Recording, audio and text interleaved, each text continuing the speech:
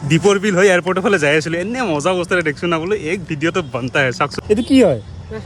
মাখানা মানে আমি যে মাখানা খাওঁ যে কিনি কিনি বহুত দামত তাৰে অৰিজিনেল বস্তুটো এইটো ক'ৰ পৰা আনিছিলে এইটো বাইদেউ দীপৰ বিলৰে কেনেকৈ আনিছ পাৰে কেনে বহুত লম্বা চৰি লৈ কাচি লৈ তলত কাটি দিব লাগিব পানী তলত সোমাই যাব লাগিব না মানুহ তো হ'ব নাই নাৱৰ পৰা তলত কাটি দিব লাগিব গুৰিতে ওপৰ উঠি যায় সেইটো বস্তুতে ধৰি লয়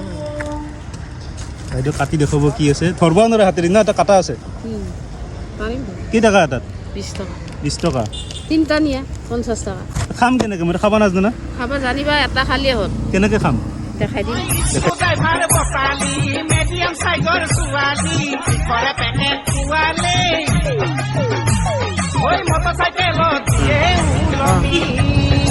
কষ্ট আছে কিন্তু টেষ্ট আছে আমুল তাজা বনাই ডাঙৰ কথা কৈ দিলাক কিন্তু আমুল তাজা বনাই বোলে এইটো দি